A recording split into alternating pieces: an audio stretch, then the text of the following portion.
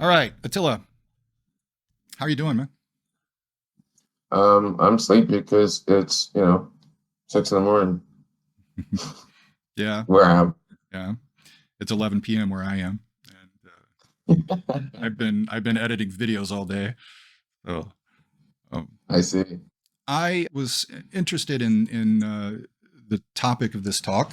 Reflection and introspection is something that back in my Java days I really thought were the bee's knees. Java did that really well.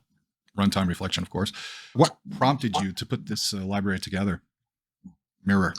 It was an idea by Andrei originally, actually, from a few years ago, Mm-hmm. and then an email out asking about my work and reflection.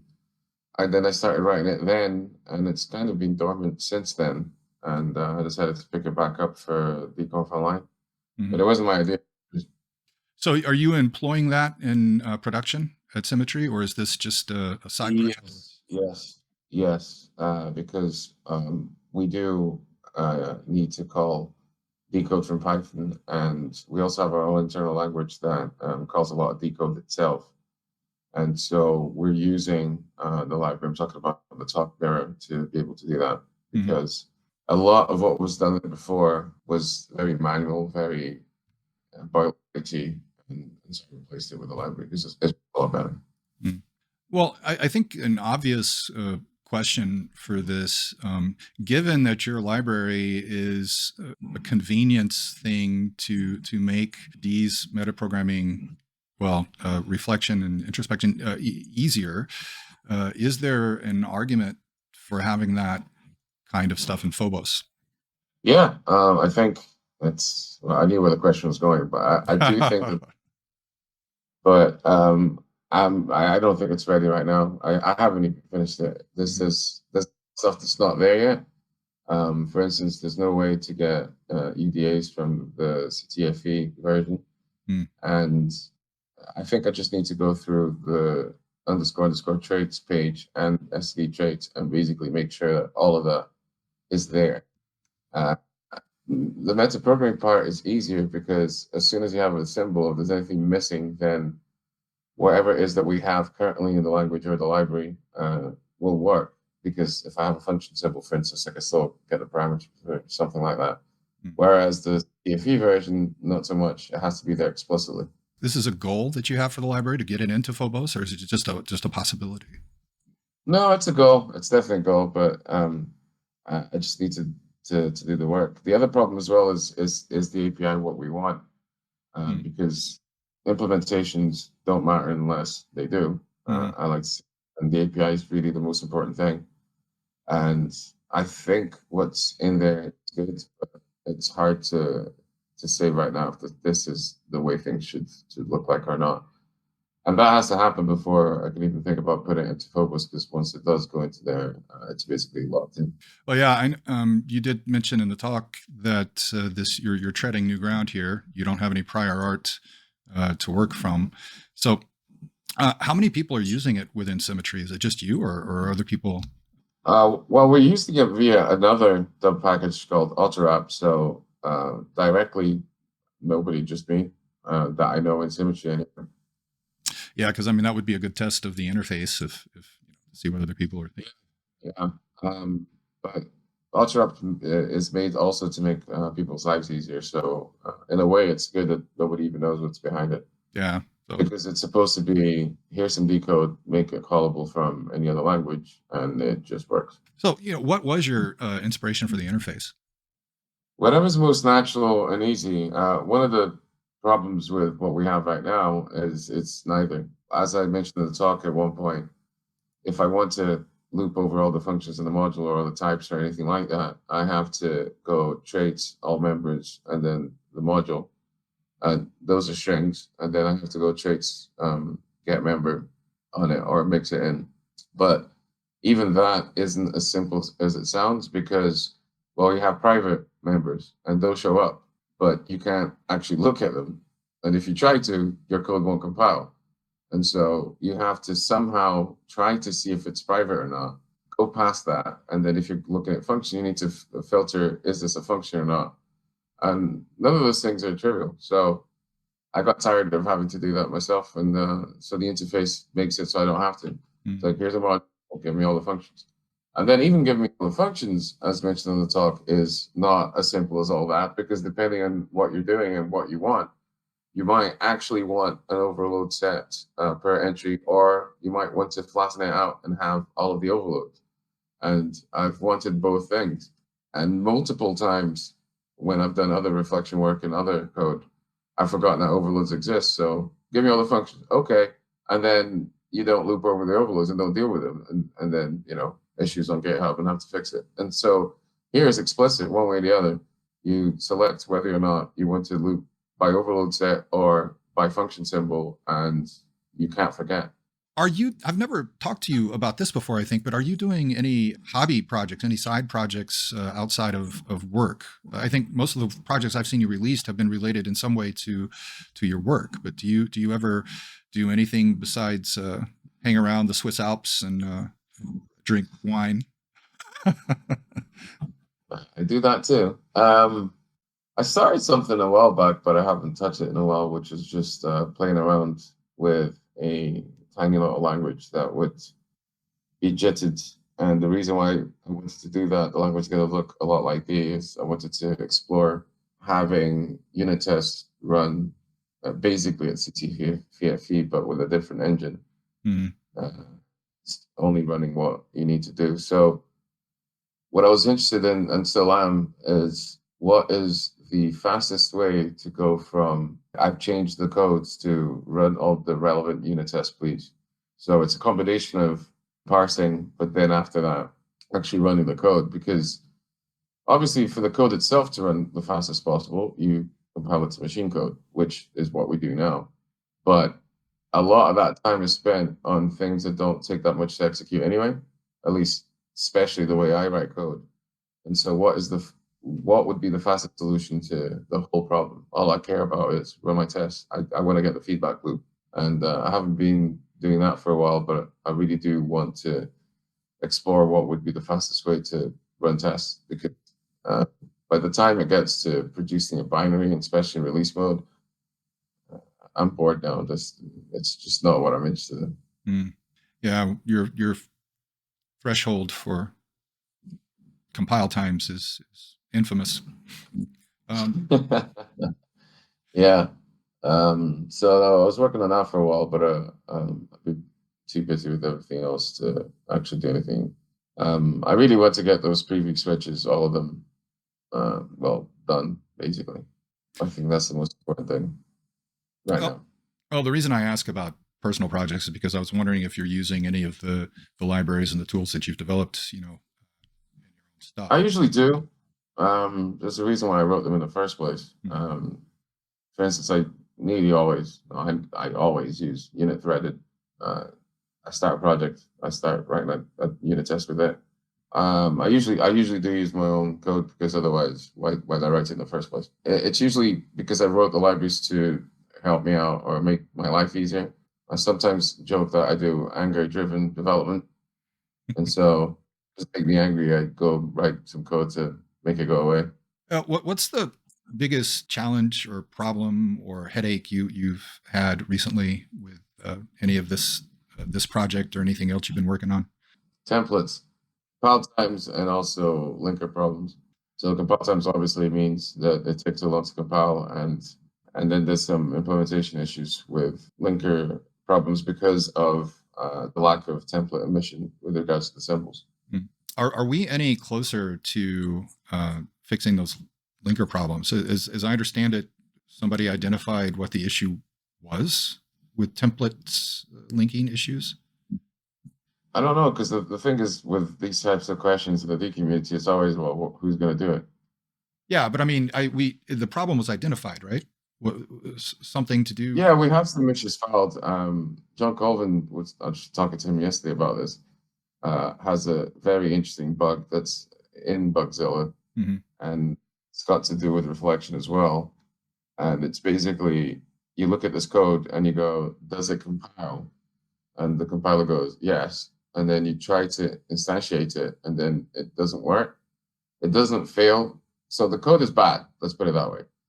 But if if it compiles, the compiler thinks it does, and then if you try to instantiate things just go wrong. Whereas if you don't do traits compiles, it fails correctly. And it's got to do with templates too. And I tried fixing that bug and I ended up giving up because it's way too complicated. I just realized what I was thinking of was Martin's pet peeve about the order of imports affecting the linker. That's what I was thinking. I wasn't even aware of that. Yeah, apparently it's something that they ran into at Symmetry. You just remove an import or put it in a different location. That was the one that they identified the problem with. I guess that's Adam, Destructionator17 in the live stream chat. He says order of imports is a common problem. It's DMD's #1 category of bugs.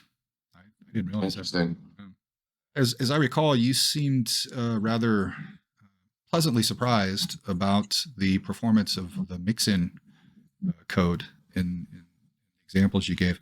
Were you expecting them to be slower? I guess you were, since you were surprised by that.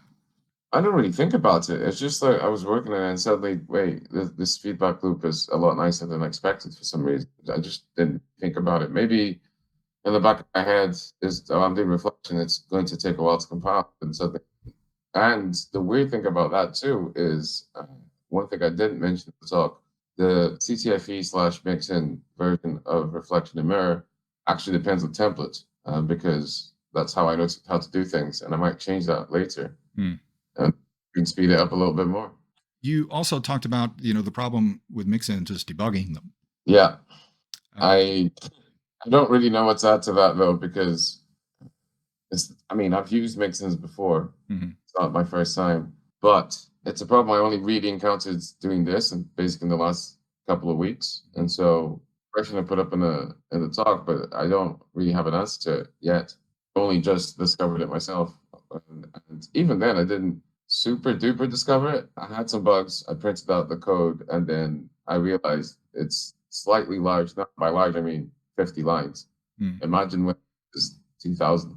Yeah. And I guess if this becomes a common thing, doing reflection with mixins, we're going to need a way to get the debugging done. And I think I talked to you about this before, how I did an OpenGL binding years ago, one of my iterations of Derelict, completely using mixins.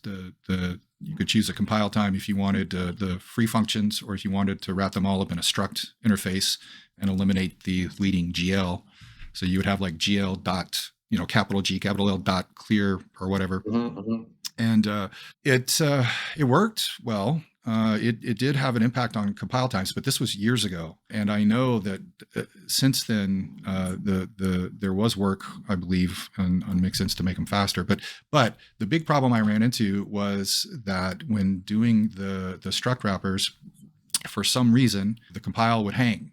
And as I recall, it would complete after 10 minutes or so. But, doing the free function configuration, it was fine. It would just mix into free functions and you're done. But doing the struct configuration, it would hang. And I had mixins over multiple modules. I tried to keep them, localized, but I still had them everywhere. And I had I couldn't begin to guess how to solve that problem. So what kind of tooling do you think we need, or should it be built into the compiler? Should we have something external? How can we solve that problem? I think it needs to be built into a compiler because otherwise it's going to be harder. Walter's talked many times about some of our successes being the fact that things are built in, like unit tests, like documentation. And so I think it needs to be built into the compiler, but I don't know exactly what should be built into the compiler because I don't have any frame of reference for this. This is so new, so unique to D that, people don't usually write code that generates code with strings. This is a very D thing to do. So I don't even know how to organize the code right now. And I've been looking at the code I've written and it's not pretty, but what with it, I'm not sure. Like, what should I do? It's going to take some creativity because it's new. Ethan says bindaroo is basically all string mixins at this point. Interesting. Yeah, I wonder, Ethan, have you run into any issues that you wish you had a debugger for, a string mixin debugger? Capital YESS. Adam uses them to maintain compatibility across compiler versions. And Robert says he generates quite a lot of TypeScript at compile time. And then in a second step, the TypeScript transpiler tells him off. And it was funny, we used string mixins before, how fast things kind of broke down, because the first version is like, right, I need to, create these functions. That was fine. But as soon as I started adding things and the code started growing, that's when it became unwieldy. I didn't show the worst code in the slides, and on purpose, because it doesn't even fit. And doesn't even do that much now. So imagine when it does. And the other thing that I think is an issue is that it's code that isn't code because it's strings. At least for templates, it's real code. You can basically use all the tools you know about already to refactor the code. I want, I'm going to refactor this bit into its own function. Although you can do that with strings, like I'm going to refactor this bit into its own function that returns a string. Putting everything together is still bizarre and weird and doesn't look nice. Ethan said he's talked about this in his talks before. I should go back and watch his talks again. And the best debugging we have right now for it is pragma message, but it's not good enough. And all I'm just going to talk about pragma messages, it's not the environment code wants to live in, right? You have a terminal and then it spits out code. You have to copy and paste it somewhere for even syntax highlighting. So Walter uses pragma message all the time for debugging, but Walter also uses printf. So he's used to it. Yeah, right. The string's a separate D file, sure. I mean, but that's the thing. It's not automatic, right? I have to paste, save to D file. There you go. How practical would it be to do that, to cache the mixins? That's the question for Walter. The reason I brought this up is because in the slides, your advantages of mixin based programming list was shorter than your disadvantages list. So that's true. So that's why I noticed that, and I kept thinking, should I put some more advances in? But I couldn't think of any. Code files faster, and this is regular programming. But that's already, the fact that there's fewer items doesn't necessarily mean it's not very good. Right, I know. Because it was liberating to just write regular functions. And as I mentioned there, I was very confused at one point because my brain just wanted to type static for each, and I don't need to. I wanted to type enums and instead of variables. I went, none of that matters.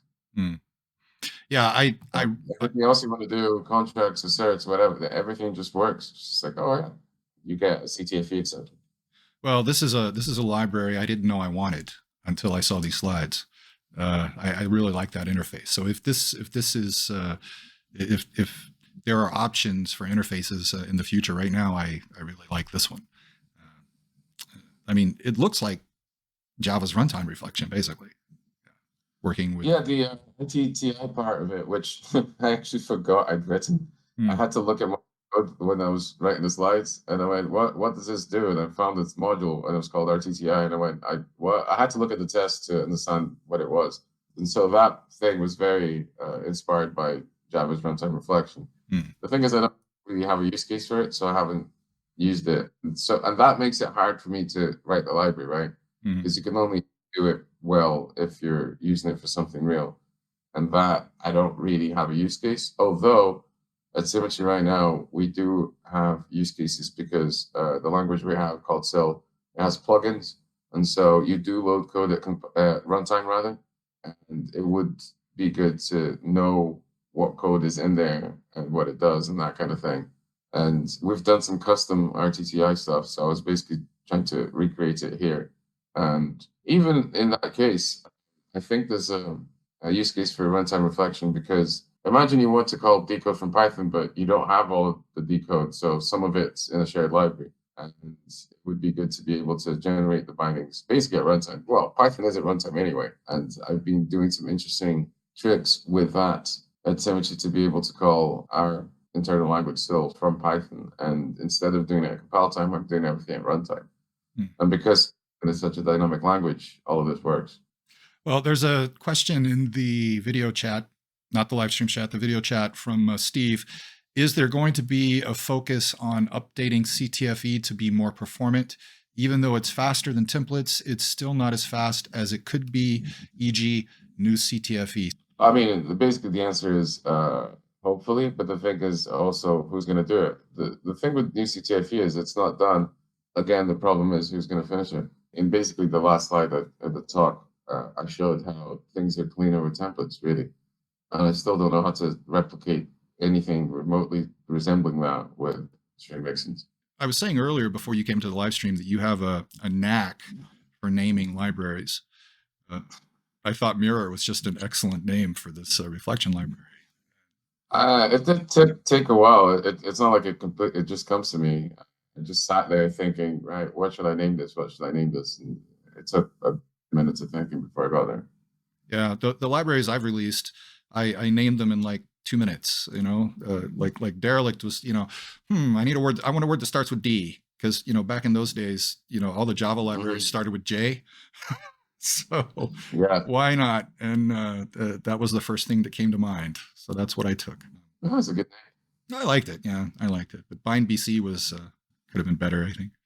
Okay, here we go. A question from Robert. Have you tried calling NumPy and or TensorFlow with your Python wrapper? NumPy, yes. In fact, there have been tests in Autorap for NumPy, which I copied from, what's the name of the, PyD. So PyD had some tests for NumPy, and I wanted to make sure I could do exactly what PyD does at least. And so NumPy, TensorFlow now. Do you have any new projects on the horizon? Any new libraries in the back of your mind that you're planning to get to or that you'd like to get to when you have the time? There's a lot of stuff I want to do. For instance, that idea of running unit tests as fast as possible kind of thing. I think that would be amazing. But I think in terms of priorities for the language, there's just a lot more that needs to be done first, which isn't in the slightest, but needs to be done. Átila, are you aware of how crazy expensive fully qualified name is? It doesn't work in Better C, and it's pretty high up along with RT-impl when printing template emissions. No idea about any of that and why.